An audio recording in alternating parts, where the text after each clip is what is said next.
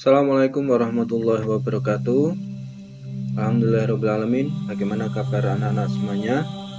Semoga dalam lindungan Allah Subhanahu wa Ta'ala.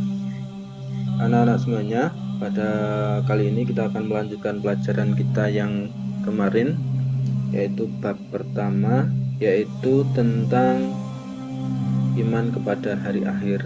Namun sebelum kita lanjutkan, silahkan pause video ini terlebih dahulu untuk berdoa sejenak. Semoga kita difahamkan dalam belajar hari ini. Nah, anak-anak semuanya, sudah kita ketahui bahwasanya hari akhir atau hari kiamat itu pasti akan datang. Sebagai seorang mukmin, kita wajib percaya akan hal itu. Nah, kalau kemarin sudah membahas tentang tahapan-tahapan atau peristiwa sebelum hari akhir, hari ini kita akan membahas tentang tahapan peristiwa setelah hari akhir. Tahapan peristiwa setelah hari akhir, yang pertama ada alam barzah. Alam barzah itu sama dengan alam kubur. Dan janganlah kamu mengatakan orang-orang yang terbunuh di jalan Allah itu telah mati. Sebenarnya mereka hidup, tetapi kamu tidak menyadarinya. Quran Surat Al-Baqarah ayat 154. Jadi ketika orang telah meninggal, berada di alam barzah atau alam kubur, menanti sampai datangnya hari kiamat.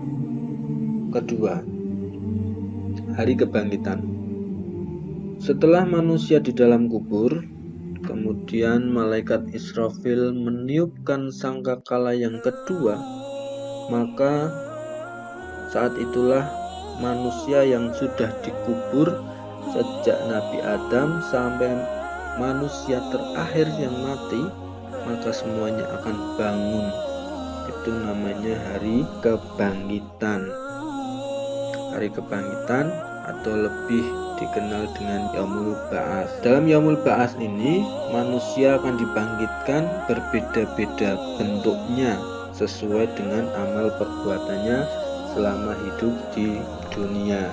Kemudian yang selanjutnya yaitu hari pengumpulan. Setelah manusia dibangkitkan, kemudian digiring ke suatu tempat yang bernama Padang Mahsyar. Di dalam Padang Mahsyar ini, manusia dikumpulkan semuanya untuk menanti pengadilan dari Allah. Di dalam surat Az-Zumar ayat 69, wa asyraqatil ardu binuri rabbiha wa wudi'al kitab wa ji'a bin nabiyina wa syuhada'i wa qudiya bainahum bil haqqi wa hum la yuzlamun. Dan bumi padang mahsyar menjadi terang benderang dengan cahaya keadilan Tuhannya, dan buku-buku perhitungan perbuatan mereka diberikan kepada masing-masing. Nabi-nabi dan saksi-saksi pun dihadirkan, lalu diberikan keputusan di antara mereka secara adil, sedang mereka tidak dirugikan. Surat Az-Zumar ayat 69. Nah, selanjutnya yaitu hari penimbangan amal. Hari penimbangan amal yaitu Yaumul Mizan. Sedangkan hari perhitungan disebut Yaumul Hisab. Manusia akan ditimbang semua amalnya. Tidak ada perbuatan sekecil apapun yang tidak dihitung. Semuanya akan dihitung oleh Allah Subhanahu wa Ta'ala. Maka barang siapa mengerjakan kebaikan seberat darah, niscaya dia akan melihat balasannya. Dan barang siapa mengerjakan kejahatan seberat darah, niscaya dia akan melihat balasannya pula. Surat Al-Zalzalah ayat 7-8. Jadi di sini disebutkan seberat darah. Darah itu diibaratkan seperti biji sawi. Jadi sekecil apapun perbuatan kita pasti akan dihitung, pasti akan dihisab oleh Allah Subhanahu wa Ta'ala. Kemudian yang selanjutnya yaitu surga dan neraka. Sebelum manusia masuk ke dalam surga, manusia akan melewati yang namanya sirat. Sirat itu adalah jembatan. Jadi manusia yang amalnya baik pasti akan bisa melewati Shiratal Mustaqim dengan lancar, tidak ada halangan, dan dengan kecepatan penuh seperti jet.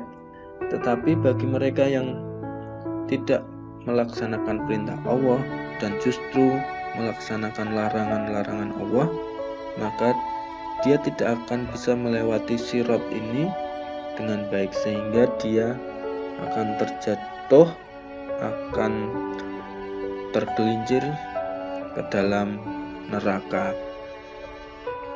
Sedangkan yang bisa melewati pasti akan masuk surganya Allah Subhanahu wa Ta'ala.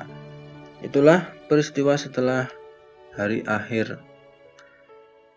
Mau tidak mau, kita sebagai orang yang beriman, kita wajib percaya akan adanya hal tersebut.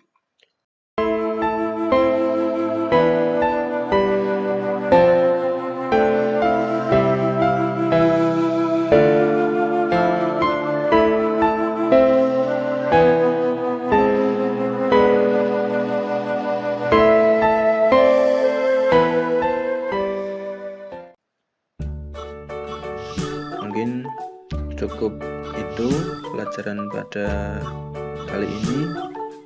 Kurang lebihnya saya mohon maaf. Saya akhiri. Wassalamualaikum warahmatullahi wabarakatuh.